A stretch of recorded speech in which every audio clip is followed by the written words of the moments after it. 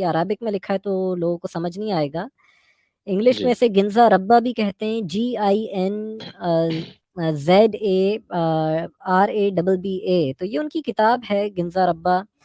और ये अलकिंजा अलकिंजा अल अजीम अल किताब अल मुकद्दस के एक मुकद्दस एक पवित्र ग्रंथ है, मतलब साबईन और मादईन, जो सेबियन और मैंडनिज्म के मानने वाले जो होते हैं उस रिलीजन के, उस मजहब के, तो उन लोगों की किताब है। तो इसमें ये ऐसी जी किताब है कि ये लोग इन लोगों की सिर्फ इराक में ही ये लोग पाए जाते हैं, इस मज़हब के मानने वाले लोग। और ये लोग जो हैं 5 टाइम ही इबादत करेंगे, इनकी इबादत भी काफ़ी मुस्लिम से मिलती है।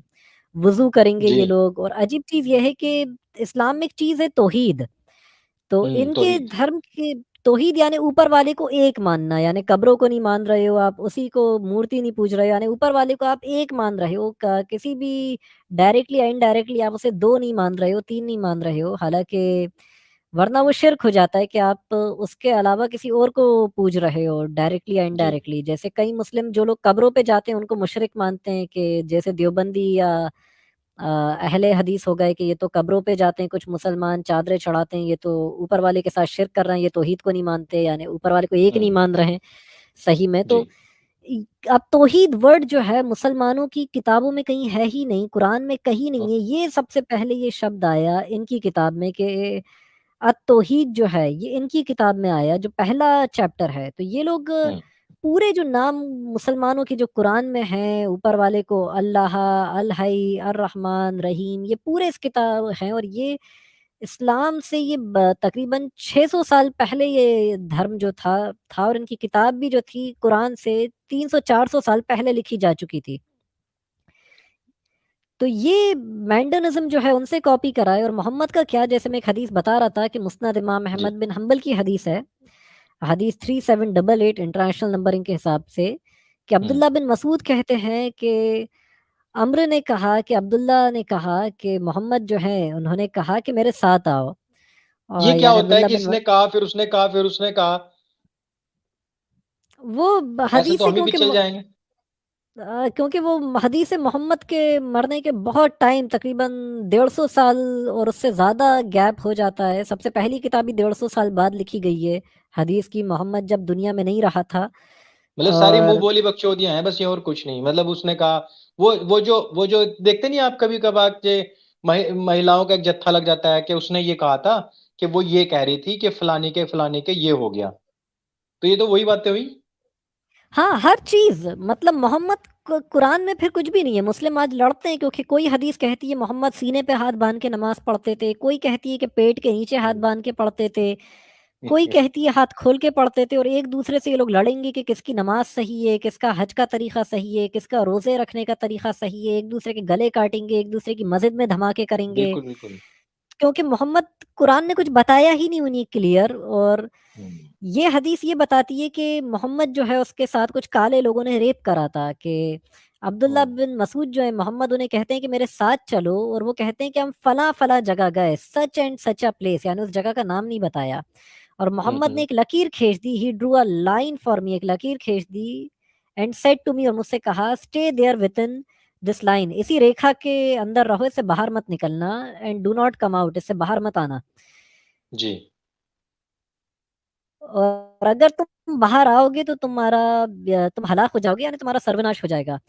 तो वो कहते हैं कि मैं मोहम्मद वहां पर गए और मैं उसी जगह पर रहा। मैंने देखा कि वहां पर मोहम्मद इतनी दूर चले गए कि आप एक पत्थर फेंक दो, मतलब तो वो उतनी दूर जाके गिरेगा, इतनी ही दूर मोहम्मद गए। तो देखा कि कुछ लोग आए जो हम्म। जो काले थे, ठीक है, और they were not wearing any clothes, कि उन्होंने कोई कपड़े नहीं पहन रखे थे, और मुझे उनके प्राइवेट पार्ट नहीं दिख रहे थे। वो ये कहते हैं इतनी दूर थे कि नंगे तो नजर आ रहे थे मगर प्राइवेट पार्ट नहीं समझ दिख रहे थे उनके ठीक से। और वो लंबे थे, दुबले पतले थे, और वो मोहम्मद के ऊपर चढ़ने लगे। और ओ, मोहम्मद जो है उन्होंने कुरान पढ़ना शुरू कर दिया। और फिर उसके बाद वो मेरे पास भी आए और आसपास चक्कर काटने लगे, और मैं डर के मारे उधर से हिला नहीं, यहाँ तक कि सुबह जो है वो होने लगी। और मोहम्मद आए और उन्होंने अपना सर जो है वो मेरी गोद में रख दिया और कहा कि मेरी हालत ख़राब हो गई, कि मैं हम्म। बहुत थक गया हूँ और मेरी हालत ख़राब हो गई उन लोगों के मेरे ऊपर चढ़ने से। हाँ। हालाँकि हालत ख़राब हो गई यहाँ पे कई इन्होंने बड़े अच्छे से ट्रांसलेट करा है, ईसाई मिशनरी जो कहीं अरबी जानते हैं उन्होंने बड़ा अच्छे से एक्सपोज़ करा है कि यहाँ मोहम्मद ने कहा है मेरी पीठ में बहुत दर्द हो रहा है, यानी उनके साथ रेप हुआ था या उनके साथ हाँ। काले लोगों ने रेप हुआ था या रेप नहीं हुआ उन्होंने अपनी मर्ज़ी से करा वो नहीं लिखा। नहीं, कमर मेरी में दर्द हालत कहा ख़राब है हो यार, गई कहीं और दर्द थोड़ा है ना कहा है उन्होंने। कमर में हुआ कि था फिर मेरी दर्द। और फिर उसके बाद मोहम्मद उनकी गोद में सर रख के लेट गए और फिर कुछ सफ़ेद कपड़ों के लोग आए जो फरिश्ते थे, मोहम्मद की तारीफ करने लगे कि ये सबसे बेहतरीन इंसान है, ये वो, ये अल्लाह का रसूल है। तो ये हदीस जो है इसमें पता ये चला कि मोहम्मद का एक्चुअली उसके साथ काले लोगों ने वो करा था जो उसका पोर्शन था, और जी। ये किसी और की नहीं, मुस्नद इमाम अहमद बिन हम्बल की हदीस है और ये दारुस्सलाम सऊदी अरब से प्रिंटेड है। तो हम्म। उस पे ये हदीस है। तो ये चीज़ ऐसी है कि मुस्लिम्स को कोई भी नहीं बताता, और हदीस का नंबर फिर दिखा दूं कि 3788 दारुसलम से जो छपी है, मुस्नद जी इमाम जी जी। अहमद बिन हम्बल।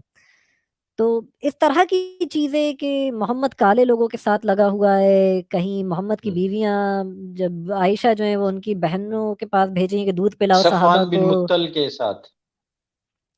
साहबा को दूध पिलाओ, कहीं जवान लोगों को दूध पिलाने की चीज़ें हैं, कहीं मोहम्मद की बीवी नहा रही है साहबा के सामने। एक्चुअली आयशा एक बच्ची थी जी। और उसके अंदर भी बूढ़ा आदमी था, कोई जब ये जी जी रहा होगा तभी उसकी सेक्स की ज़रूरत पूरी नहीं कर सकता होगा। इसने ये कहा कि मेरी बीवियां मुसलमानों की माएँ हैं, हम्म। मगर ये खुद को बाप नहीं बनाया क्योंकि फिर शादी नहीं कर पाता किसी औरत से। बिल्कुल। तो खुद को बाप नहीं बनाया। वो आयशा अपनी सेक्स की ज़रूरत कैसी पूरी करती? तो उसने जान के सोचा कि एक काम करती हूँ, किसी आदमी से अकेले मिल सकूँ, उसके सामने बिना पर्दा करे मिल सकूँ और कोई इल्ज़ाम भी नहीं लगाए उसके साथ कुछ सेक्स करूँ या कुछ करूँ। तो आयशा ने यही करा कि अपनी बहनों के पास भेजती कि इन्हें साहबा को दूध पिलाओ, ताकि ये जो हम्म। हैं मैं इनकी खाला बन जाऊँ, रिश्ते में तुम्हारे बेटे कहलाने लगें, तो ये अकेले में भी ये सहाबी मुझसे आके मिल सकें और मुझसे बातें हम्म। कर सकें और कोई मुझ पे इल्ज़ाम भी नहीं लगा पाए कि ये तो मैं तो इसकी खाला हूँ, मैं इसके साथ अकेले में बैठूँ तो कोई उससे मिल सकूँ, तो कोई कुछ भी ना रोके ना टोके। तो इनडायरेक्टली उसने सेक्स करने का छुप के ये तरीका निकाल लिया था आयशा ने, जो मोहम्मद जी। की वाइफ थी। हम्म। बहुत तो सुंदर। नहीं, वो कहीं ना कहीं से तो तरीका देखो निकालना ही था उनको, क्योंकि हमेशा ऐसा तो नहीं हो सकता है कि नबी प्रॉफिट अपने अपने हिसाब से ही सब कुछ तय करते जाएं, कि कहीं नहाती हुई जैनब को पकड़ लिया तो बोला इसके साथ ही, 6 साल की पकड़ ली तो बोला इसके साथ भी अल्लाह ने क्या। तो हर जगह वही थोड़ा ही ना अल्लाह का नाम ले सकते हैं, कहीं ना कहीं तो देखो आयशा भी बचपन से उनके साथ रही है, पूरी नॉलेज उनके साथ में थी, उनके पास में थी। ऐसा भी सुनने में आता है कि सफ़ान बिन मुत्तल के साथ में 2 दिन तक गायब रही, जब वो शायद कुछ पैर की पाजेब वगैरह का कुछ सीन हो गया था, कहीं से आ हाँ, रहे थे ये। वो उसी के ऊपर सूरह नूर भी उतरी थी। एक अच्छा। काम इस पे कर सकते हैं कि कुछ स्ट्रीम मोहम्मद की वाइफ की सीरीज बना सकते हैं, कैसी कौन सी लोंडी कौन सी बीवी मोहम्मद के हाथ कैसे लगी। जी। तो ये भी एक अच्छी एक व्यूअर्स के लिए एक इंफॉर्मेटिव एक सीरीज हो जाएगी बिल्कुल अ, बिल्कुल। कि मोहम्मद की क्या क्या करतूतें थीं, तो उसको भी हम आगे स्ट्रीम पर एक्सपोज कर पाएंगे ताकि लोग जो हैं इस वायरस से समझें। बट अभी बिल्कुल बिल्कुल। एफजीएम को लोग टारगेट करें कि स्ट्रीम इसलिए नहीं थी कि लोग एंटरटेनमेंट के लिए देखें, हमें एफजीएम को एक्चुअली हाँ, बैन कराना है। इस बैन पे कराना कोई है। बात नहीं कर रहा, इस टॉपिक को हाईलाइट करना था, जो इस पे एक एक चीज रेफरेंस के साथ दिखाई ताकि हम बाद में इस वो चीज हम पे बीच बीच में बैन चीजें करें। इसलिए रखते हैं क्योंकि लाइव अगर 40-45 मिनट जा रहा है, घंटा जा रहा है, तो चीजें बोझिल ना हो, आप लोगों को कहीं ऐसा बहुत ज्यादा हैवी चीजें ना लगे, और वो भी पॉइंट ऐसे हैं कि जिन पे बात होनी चाहिए।